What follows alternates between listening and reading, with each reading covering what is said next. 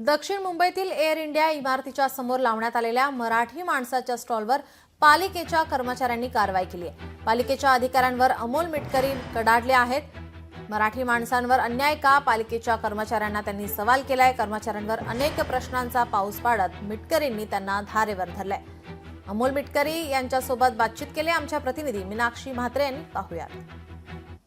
माझ्यासोबत आमदार अमोल मिटकरी आहेत। सर, खरं तर राज ठाकरेंनी 2 दिवसापूर्वी भाषण केलं आणि त्यांनी भाषणादरम्यान वायू प्रदूषणासंदर्भातला मुद्दा असेल, लाडक्या बहिणींचा मुद्दा असेल किंवा मग राज्याशी जुळलेले शेतकऱ्यांचा मुद्दा असेल, अनेक प्रश्नांवरती त्यांनी भाषण केलं। सरकारवरती त्यांनी जोरदार यावेळी टीका केलेली आहे।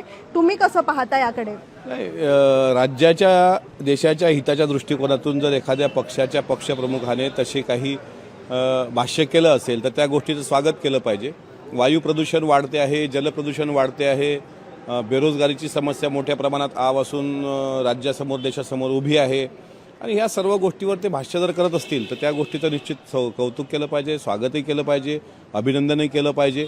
सकाळी एक तुमचा व्हिडिओ व्हायरल झालेला आहे। तुम्ही पोहे खात असताना, नाश्ता करत असतानाचा एक तुमचा व्हिडिओ जो आहे तो व्हायरल होत आहे। काय नेमकं झालं होतं त्या ठिकाणी?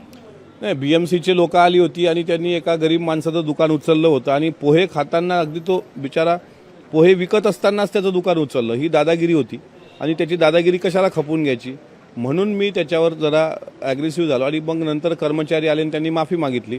वास्तविक खाऊ गल्लीतल्या कुठलंच दुकान लीगल नाही, ते सगळे इल्लीगल आहे आणि अशा पद्धतीनं त्यांना जे तिथले त्यांचे इंजिनियर असतात किंवा सुपरवायझर असतात यांना त्यांच्याकडून हप्ता वसुली होतं असं मला काही लोकांचं कळलं आणि हप्ता वसुलीच्या आशीर्वादात ते सगळं सुरू आहे।